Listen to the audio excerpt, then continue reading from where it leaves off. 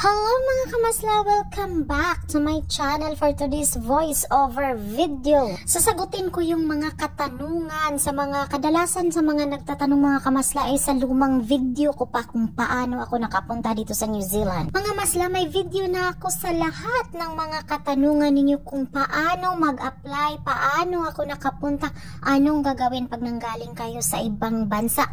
Pero since hindi nyo na nakita kasi ang tagal na nun ngayon, sasagutin ko ulit yung mga katanungang ito.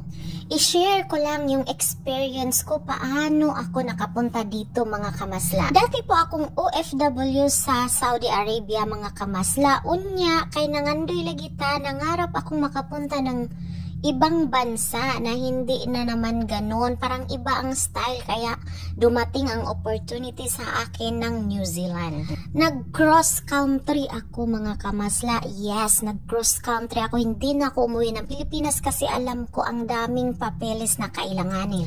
Ang swerte ko nung time na yun mga kamasla kasi kaka-open lang ng border ng New Zealand. Galing kasi sila nagsarado noong pandemic. Parang kung hindi ako nagkakamali mga kamasla, katapusan ng October 2022, nag-start akong maghanap ng trabaho dito sa New Zealand online. Yes, nag-online lang ako mga kamasla. Ang gamit kong website ay itong seek.com. Ang seek.com mga kamasla, parang sikat to siya dito sa New Zealand. Parang job site company ganon. Dito tayo maghahanap ng trabaho, kung ano yung qualification natin. At ang swerte ko talaga mga kamasla, since kaka-open lang nila, so nag-aim talaga silang mag-hire offshore. Ang bilis ng pangyayari mga masla, walang kahirap-hirap si Inday. Nag-email ang company na ina-applyan ko, nag-send sila sa ako ang email unya. Nag-ingon sila nga, they are willing to do an online interview. So, mga mga kamasla, nag-interview ako online yung interview namin, and then after doon, pinapaprocess na nila ako ng visa. Yes, ako ang nag-process ng visa, DIY. So, hindi talaga ako dumaan ng agency, bali yung nag-uusap-usap is ako lang at ang company na ina-applyan ko.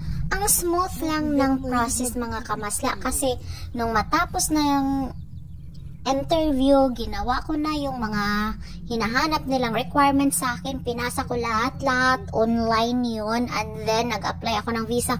Online din yun. Hindi na ako nagbabiyahe para pumunta ng New Zealand Embassy doon sa Saudi Arabia. No. Lahat online. Ang lakad ko lang is yung kumukuha na ako ng mga NBI, ng mga medical. Ganun lang. Ang pinaka-main na requirements talaga mga kamasla nung time na ako yung nag-apply is pinakauna yung Certificate of Employment kasi doon nila makikita yung requirements mo.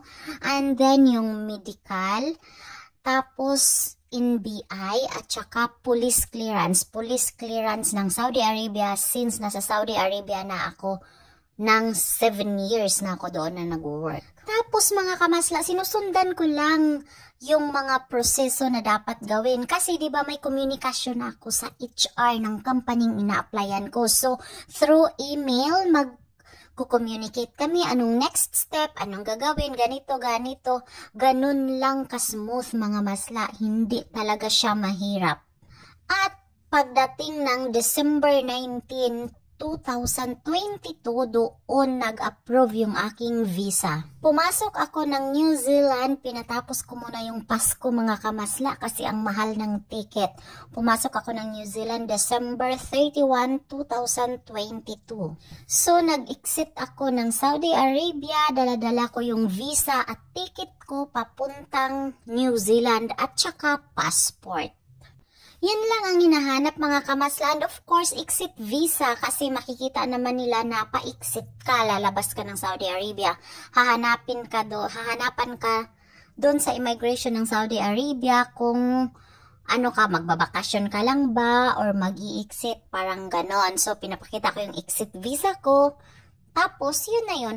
Actually, kung may exit visa na kayo, hindi na Hindi na may mga nagtatanong din kasi na, pwede ba ako na galing Saudi Arabia mag-exit ng diretso na dyan, hindi na uwi ng Pilipinas? Yes, wala yun dyan problema. Kasi ang importante, nag-exit ka ng maayos sa Saudi Arabia. Or sa bansa na pinanggalingan ninyo, kung saang bansa man kayo, kung magko-cross country kayo. Ganun lang mga kamasla, yun ang mga requirements at yun ang ginawa ko. So first things first, maghanap kayo ng company na pwede nyong mapasukan dito para papasok kayo dito sa New Zealand as naka-working visa. Mahirap makipagsapalaran mga masla, lalo na ngayon. Hindi na kagaya dati na pwede pupunta kayo dito as tourist visa, tas dito na kayo maghahanap. No, hindi na siya ganun ka-easy ngayon. May gumagawa naman yan, pero suntok buwan na talaga sila mga kamasla. Hopefully, nasagot ang mga katanungan ninyo mga kamasla regarding sa mga tanong nyo paano pumunta dito sa New Zealand, kung nag-cross country kayo. Basta cross country man kayo o hindi, pinakaunang gagawin natin mga kamasla, maghanap tayo ng employer na pwedeng magpatrabaho sa atin dito, na pwedeng mag-sponsor or magbigay ng visa sa atin para makapasok tayo sa bansang ito. Ganun lang mga kamasla. Thank you for watching. If may mga katanungan pa kayo, comment lang kayo dyan. Hindi ko man masagot agad yan, pero gawan ko ng paraan na magawa ng video at masagot natin yung mga katanungan ninyo. Thank you for watching.